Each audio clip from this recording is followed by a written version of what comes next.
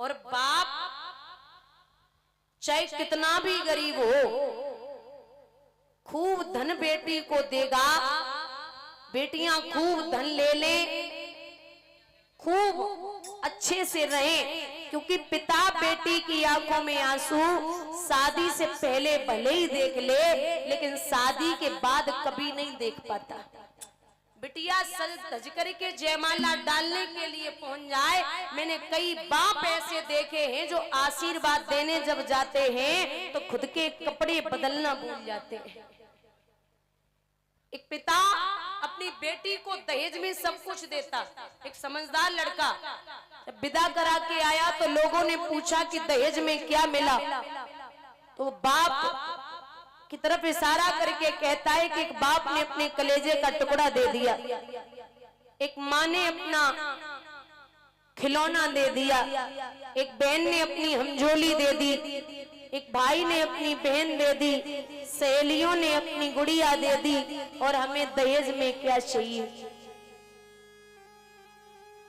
जो बाप कर्जा लेकर के बेटी को सामान देता है, उस सामान की प्रिंट छूट जाए, लेकिन बाप के सर पे जो कर्जा होता है वो जीवन पर्यंत तक नहीं उतर पाता।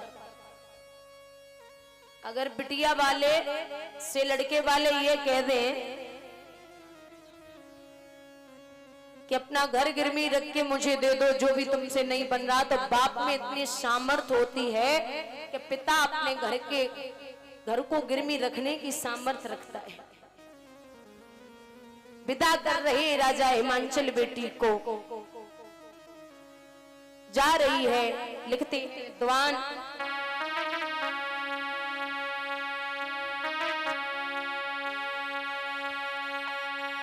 छूट गई जनमन गरिया, बाबुल ने करी दे पीले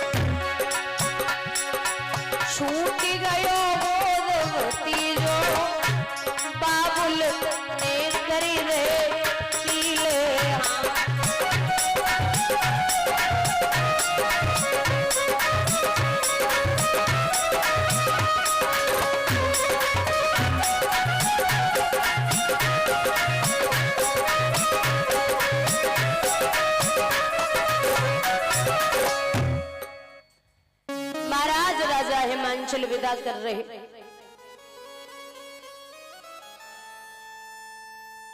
और एक बात बता दें, बेटियां किसी को बुरी नहीं लगती।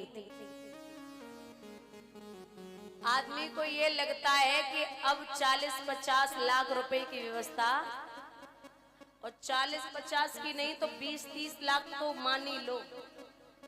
मैं हमेशा निवेदन करती हूं कि आप बेटियों को इतना पढ़ाइए, इतना काबिल बनाइए कि दहेज देने की जरूरत न पड़े, और बेटों को इतना पढ़ाइए, इतना काबिल बनाइए जो दहेज लेने की जरूरत न पड़े।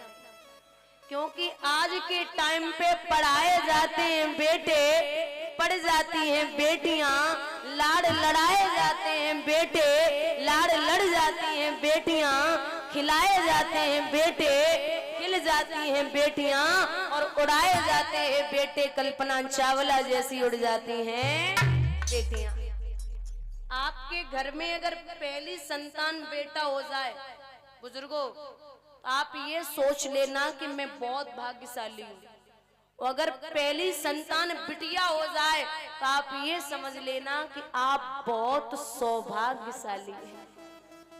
बेटा आन है तो बेटी सम्मान है, बेटा सुर है तो बेटी तान है, बेटा गंगा है तो बेटी धार है, बेटा दीपक है तो बेटी चिराग है, बेटा एक कुल का नाम रोशन करता है तो बेटियां दो दो कुलों को उतारती हैं।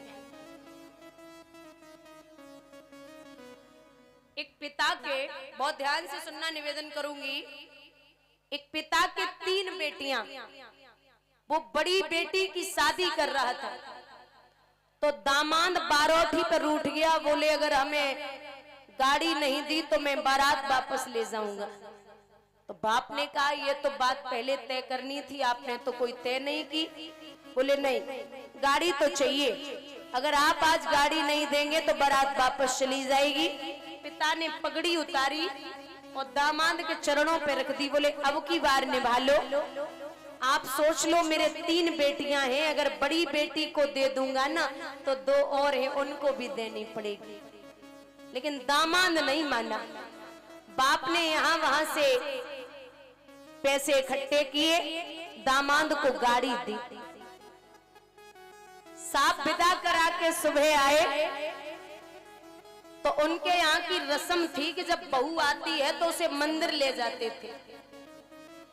वहीं बगल वाली सीट पे पत्नी को बिठा लिया, मंदिर चले और मंदिर में जा रहे हैं, गाड़ी इतनी स्पीड में है, पत्नी बार बार रोक रही, साहब धीरे चलिए, आराम से चलिए, आपको इतनी चलानी नहीं आती, कल ही तो गाड़ी मिली है, आराम से चलिए। लेकिन वो बार बार भगा रहे।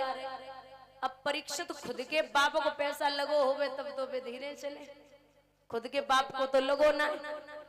जब तक मंदिर के पास पहुंचे इतनी स्पीड में थे, एक भिखारी सड़क पार कर रहा था तो भिखारी के जब तक कंट्रोल की तब तक छूने से बची। अब जब तक वो भिखारी को देखा, गाड़ी कंट्रोल की, तब तक भिखारी के छूने से बची। साहब ने अपनी गलती नहीं मानी, दांती को पीस के खिड़की खोली, भिखारी के गाल में तार से तमाचा दिया, क्यों रे लगड़ा है, अंधा भी हो गया, इतनी बड़ी गाड़ी तुझे दिखाई नहीं दी, अरे तू मर जाता तो तेरे रोने वाले नहीं थे, लेकिन अगर ये गाड़ी टूट जाती तो हरजाना कौन तेरा बाप देता। भिखारी हाथ जोड़ा, साहब गलती हो गई। ऐसे कैसे हो गई, चल पैसे निकाल। पत्नी मुख देख रही, पत्नी ने 100 रुपए निकाले और भिखारी को दे दिए। जो भिखारी को पैसे पकड़ाए, साहब आग बबूला हो गए, बोले तेरे जैसे लोगों ने भिखारियों के दिमाग खराब किए, ऐसे पैसे देने की क्या जरूरत थी, चल पैसे वापस ले। पत्नी ने पति का चेहरा देखा, बोली जुबान संभाल के बात करिए।